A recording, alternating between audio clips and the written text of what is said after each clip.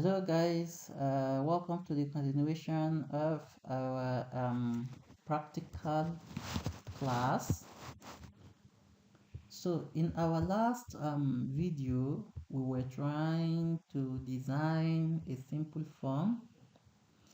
So just to demonstrate how we could use JavaScript to get the content of a form and create a dynamic table of which the table we can add to the table dynamically. So every time we fill this form and then we click the add button, we simply want to populate it in the table.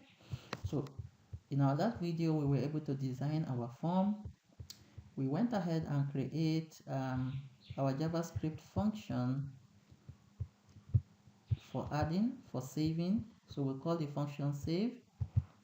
We create an array. We initialize an array called data, and then we keep every time we get the content of our form here, we create an object. This where we create an object.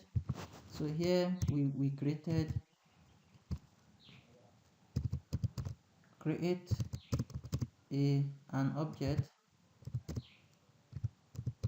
object using the inputs from the form, right? So here, that's what we did here. Here we got the inputs from the form and saved them and created, we saved the input from the form into respective variables, right? So saved the inputs from the form into respective variables. So that's what we did first here. We got all the input using this document.getElementById.value. So all our inputs that is coming from this our form here, this our form here, we got them, and then we save them in various variable. Full name, we saved it in full name, email, phone, and gender. Then the next thing is that we created an object. Look at how I created an object. An object, this is in JavaScript, you call this one JSON, a JSON object. So it exists in, it's created in key value. So this is a key and this is the value. Now mind you, you see full name.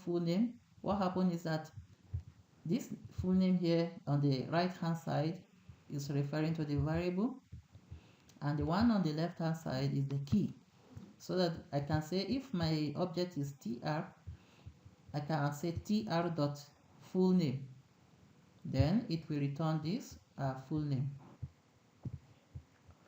So the next thing is that we pushed this object into this array so that each element in the array is an object. So it gives us what? Array of objects.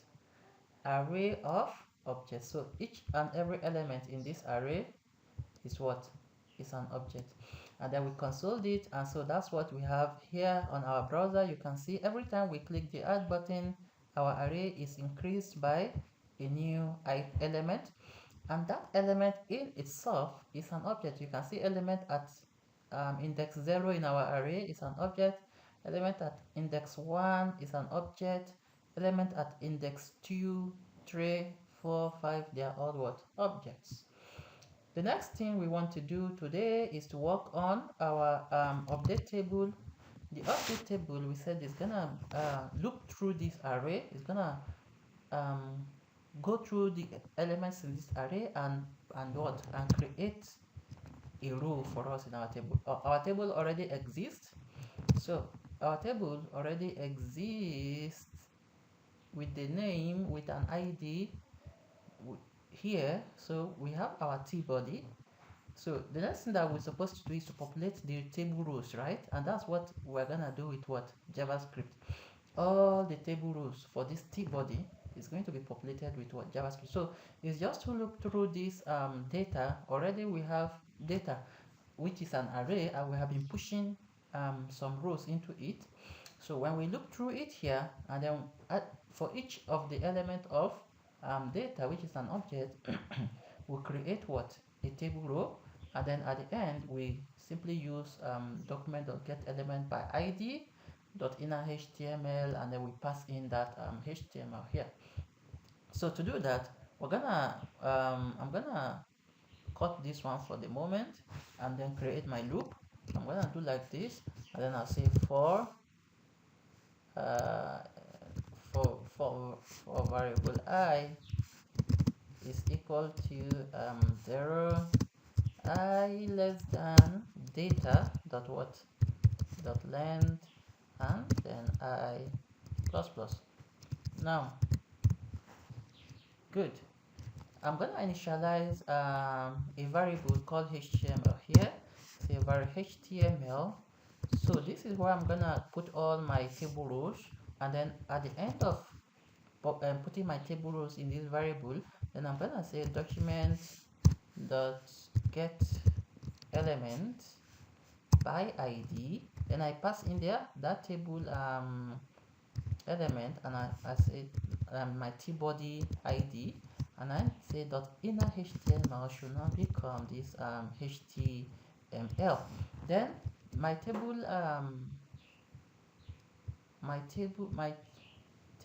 t-body ID, which is table data, is what I'm gonna pass it into. So I'm gonna put table data here. Now my this table row that I created before, I'm gonna remove this one now, and I'm gonna say HTML, that's this HTML I initialized here, plus equal. So that means it should keep what? Appending, right? I'm concatenating the whole of these table rows. So in my table I have how many 1 2 3 4 5 5 columns.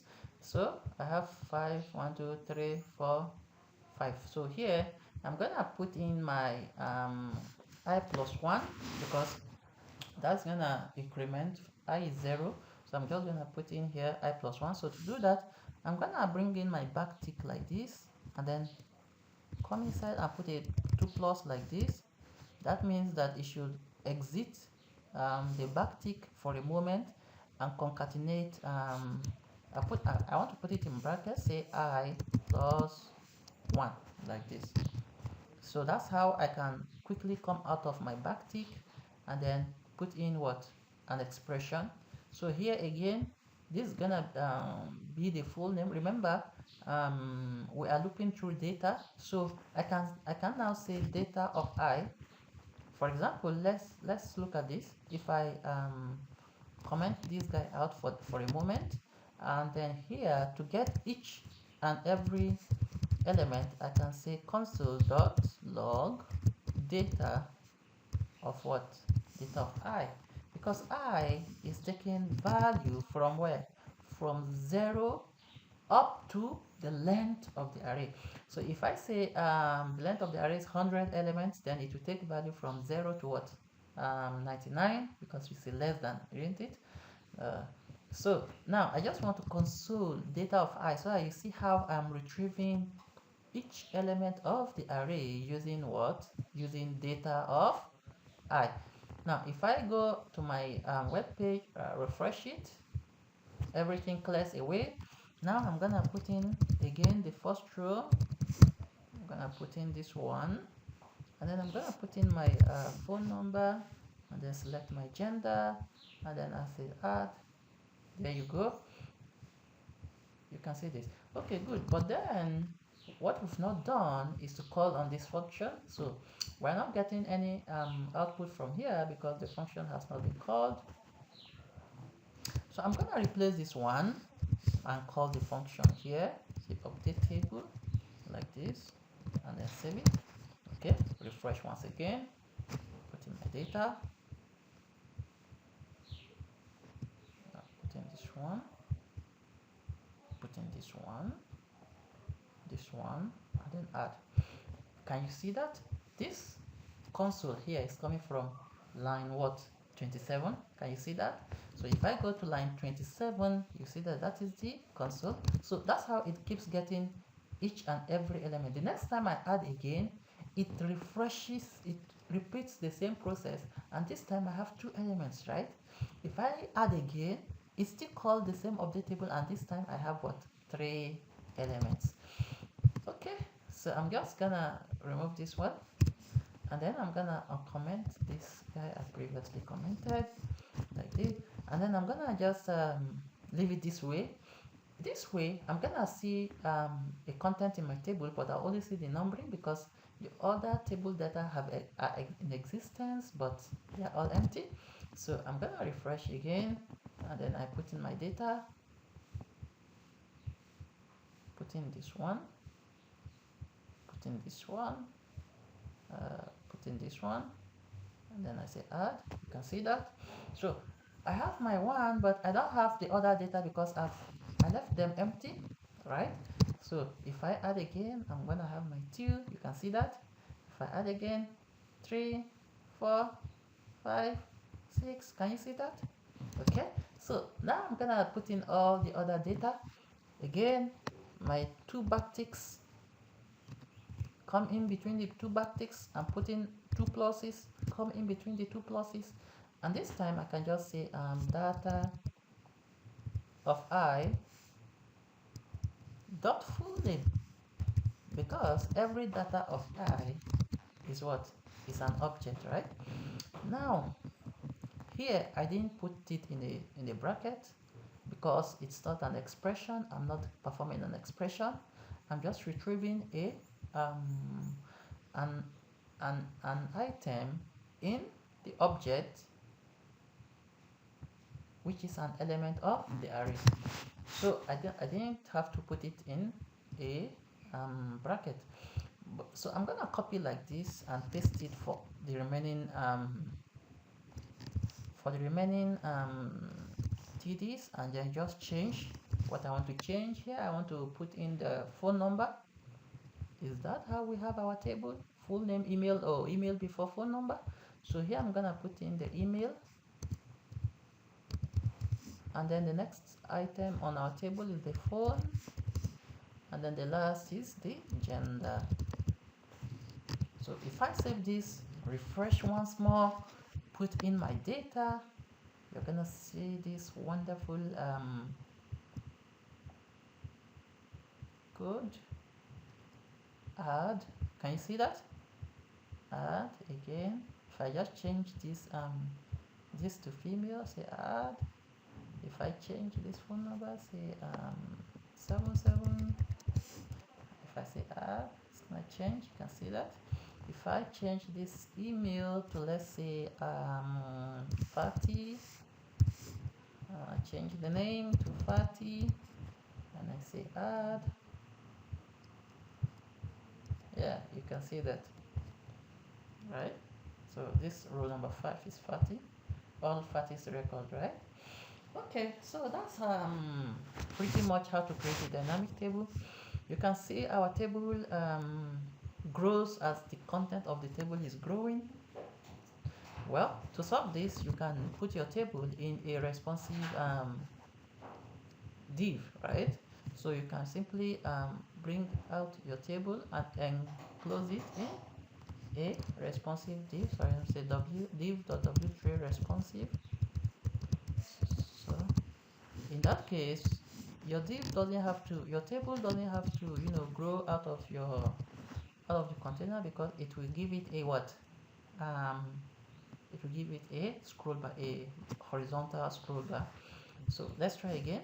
If I say this,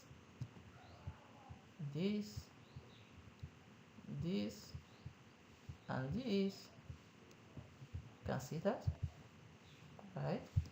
So if I say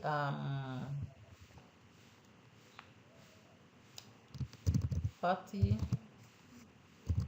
at gmail.com 080333, and of course female, then you can see my table now. This is Fatty's record.